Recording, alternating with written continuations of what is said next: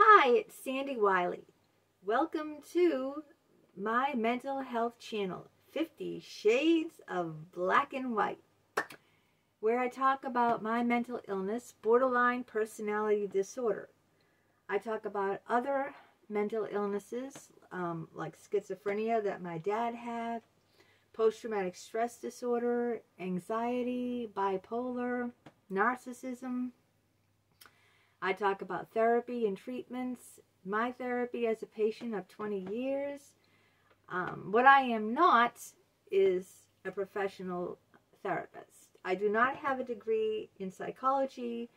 I come on here as a patient of 20 years. I cannot give you professional advice. I can only tell you, draw from my own personal experiences. I'm 58 years old. I live with this disorder for, all my life, so I can help you like that, but not as a professional. So I cannot give you professional advice since I am not a professional. I am not a therapist. I only ask that of you to be kind in the comments, be kind to me, be kind to yourself, and be kind to everyone else. I will not tolerate any meanness or bullying or anything like that. I will just poof, your comment and you will be gone from my channel. If you like what you see, give it a thumbs up. If it's your first time here, welcome, and please join. It's absolutely free to join. I love for you to tell me about yourself. A lot of men now are coming forward and telling me that they too have borderline personality disorder, and I love hearing about their experiences. I love to hear about everyone's experiences. I love when you comment, and I try with all earnesty to respond to each and everyone's comment as long as I possibly can, unless I'm inundated like with hundreds of comments. Unless that happens, I will respond to your comments. Today, what I'm going to talk about is emotional dysregulation in borderline personality disorder. Now, emotional dysregulation is the inability to manage emotional states. This means you're unable to control your feelings of sadness, anxiety, or anger. And anxiety is in there too.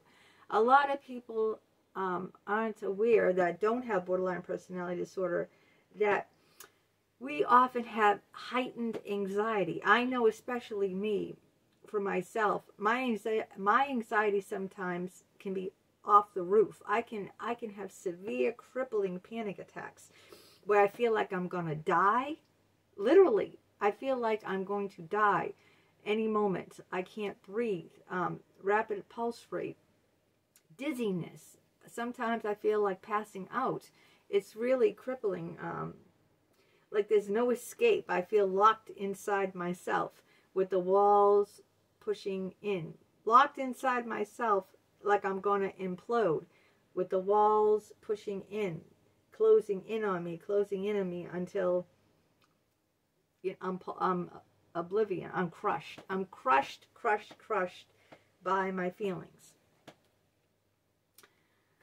Now, if you have significant trouble regulating your emotions and returning to baseline, which is like where everything is even keel, after getting angry, anxious, then you probably have emotional dysregulation.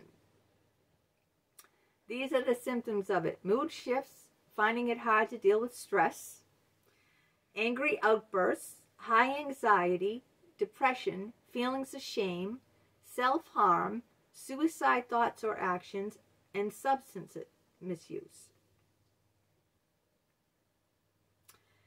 So this is when you're unable to manage your emotional responses. Now, when I was reading that list from Psych Central, I wanted to add something else to this list, because this list is saying, okay, you cannot handle your emotions, right? You have angry outbursts, you have high anxiety, and that's all true. But there's also something else that this list does not say, that I want to add from my own personal experience with with having this emotional dysregulation. That emotional dysregulation also affects when I'm feeling happy, when I'm, you know, in love with someone. When I feel in love with someone, when I feel attached to someone, and in the happy mood, in the idolizing mood, you know how we go, the borderlines go from idolizing, worshiping someone, to devaluing them. When I'm in that idolizing mood, when I'm really attached to someone, I feel deep love toward them, deep attachment, deep attraction. When I'm very attracted to someone, and when I'm very in love with someone, when I have a lot of feeling in someone, and, you know, it's during the good times, it's during the heightened times. I also have emotional dysregulation with my happy emotions. Now, it doesn't say anything about that here. That's why I wanted to add my own personal spin on this and tell you that I can't handle the in love, happy, attached feeling either. So for me, when I become all enthralled with someone, when I fall in love with them, I cannot regulate that. I can't. So this is what happens with me. I can't even handle the happy feelings, the in love, the attachment.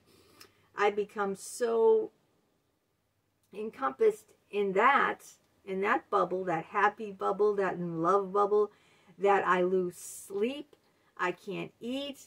I can't function. The person is in my thoughts and mind 24/7. I can't do anything. I live for seeing that person, that love object. I count the minutes. I can't. My whole world is them. I can't do anything else outside of them. When I'm not with them, I'm waiting to be with them. I live to be with them. I only function like for instance, I fell in love with my unethical psychologist, Dr. Richard Geis, and I was seeing him over 5 hours a week, plus phone calls, plus emails, and I used to sit in his lap. He was very unethical. I have a board complaint out about him now. It's been under investigation for over a year. But what I'm trying to do is explain how I can't handle the high feelings either. Not just the, you know, the stress and the anger. I can't handle the high feelings. I didn't leave the house only to see Dr. Richard Geis. That's the only time I left the house. And the whole time I was in the house, I was preparing to go to see him. So this means that my whole day would be writing him emails, pampering myself up, like trying to find the perfect dress. I mean, I would wear dresses, beautiful dresses. Like if you looked at me going out the door, you would think I was going on a date.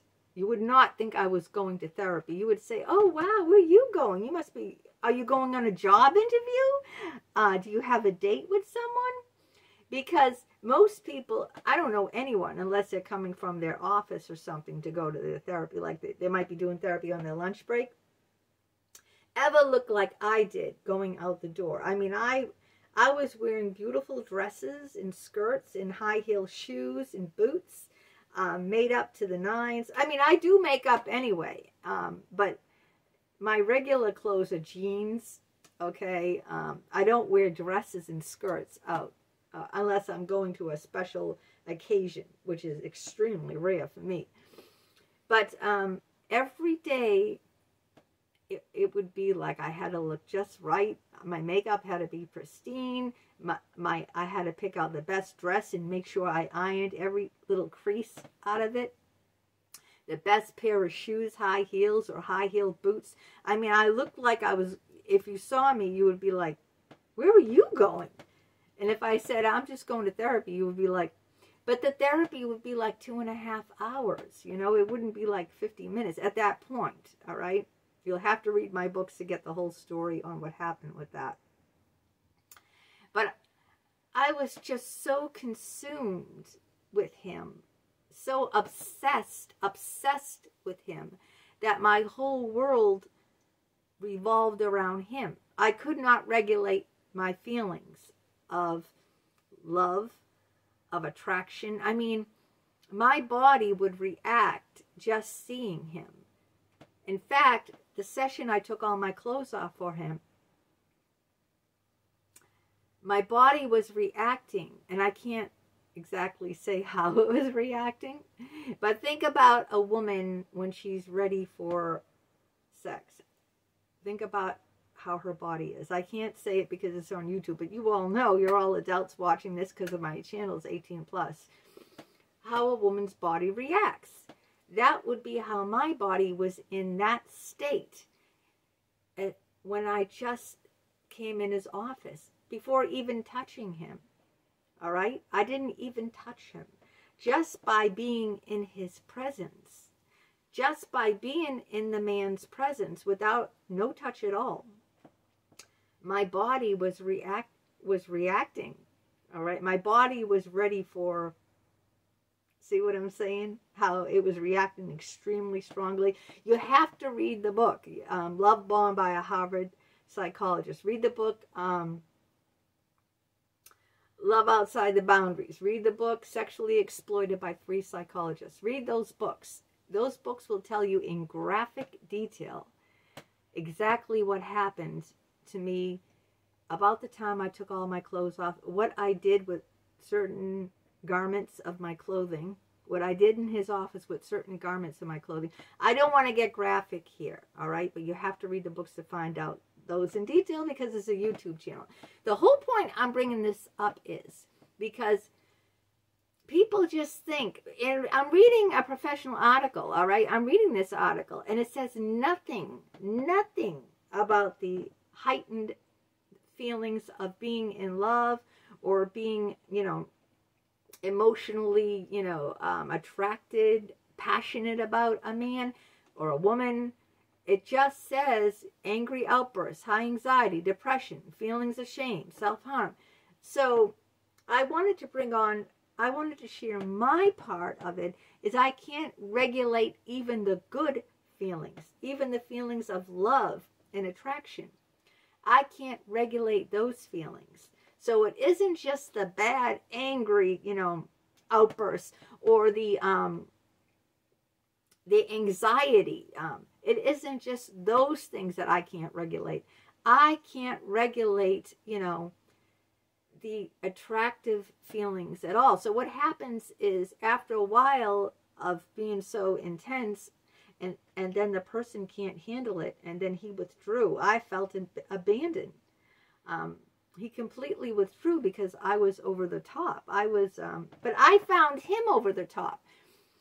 Why did I find him over the top? Because I couldn't regulate those feelings, those feelings of love, those feelings of passion, those feelings of attraction. I could not regulate.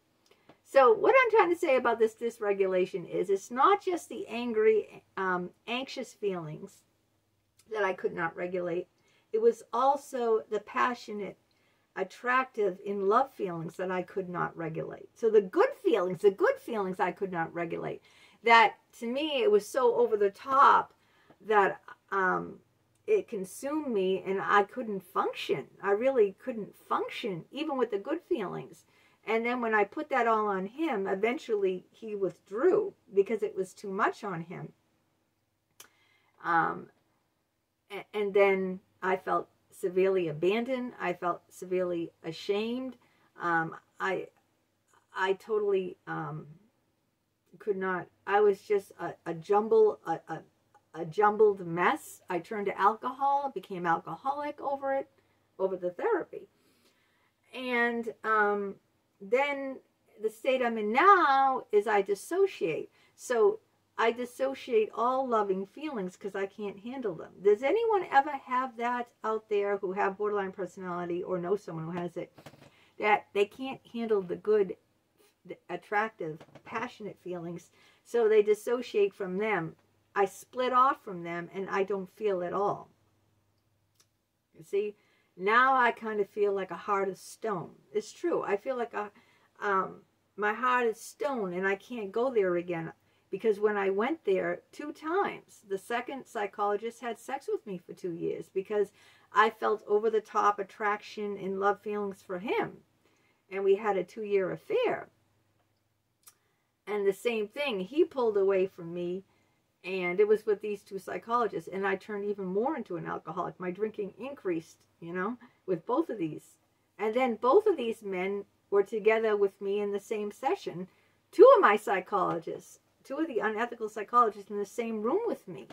And my story is one of a kind, and it's crazy, but I don't want to get too much into that. What I wanted to focus on here is that it's not just the angry outbursts, the anger feelings that I can't handle. It's not just the anxiety, the over-the-top panic attacks. It's also those good feelings, those loving feelings that I can't handle.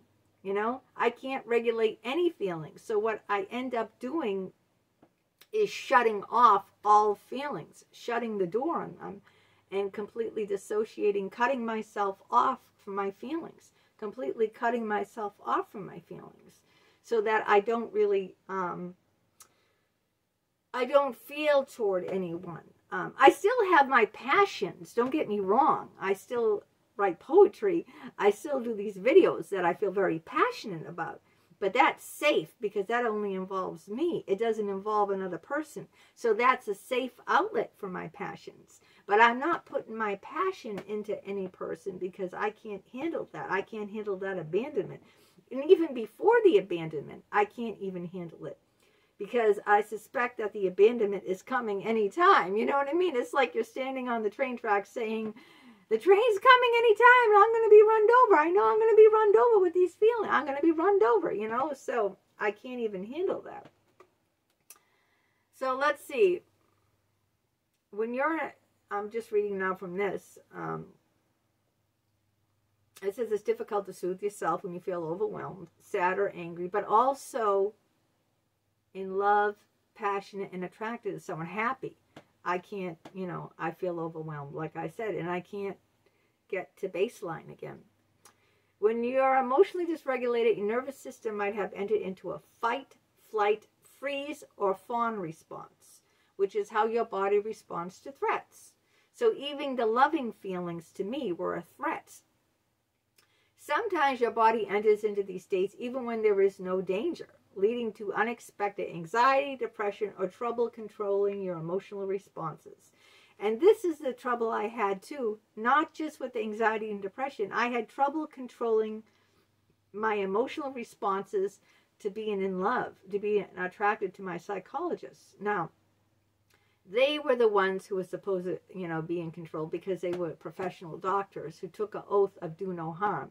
And I don't want to get into that dispute, which I've had with other people, that these are trained professionals. I was going to them with a severe crippling mental illness looking for help, and they took advantage of me because they were in a position of power. It wasn't, you know, equal.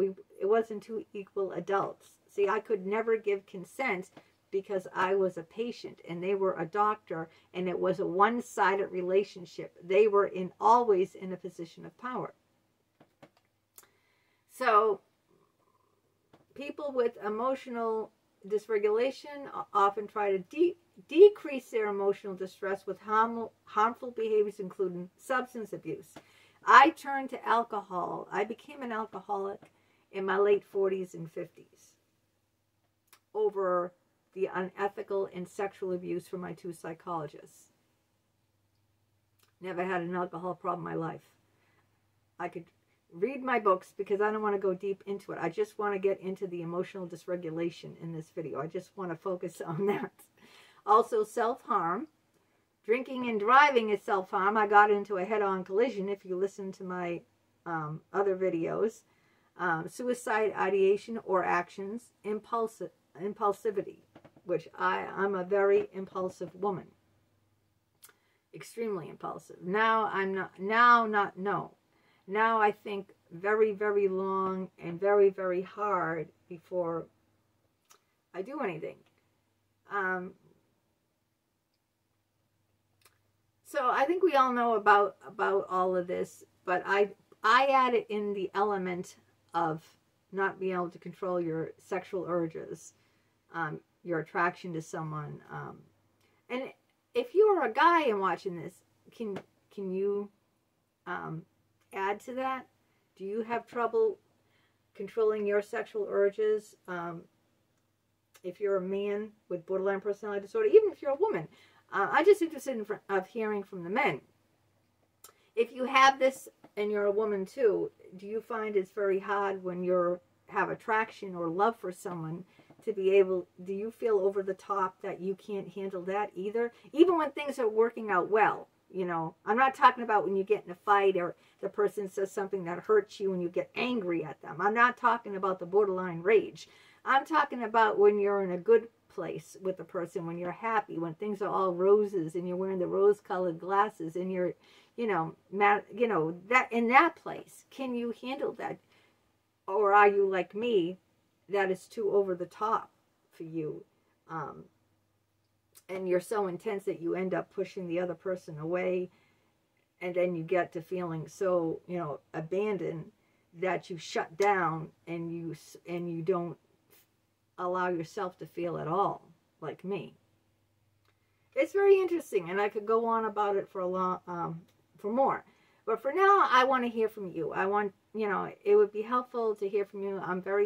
I appreciate it, and greatly the people that do comment and tell me about their lives. I thank you for being so brave. Thank you. I love reading them, love reading your comments, and I will respond to them.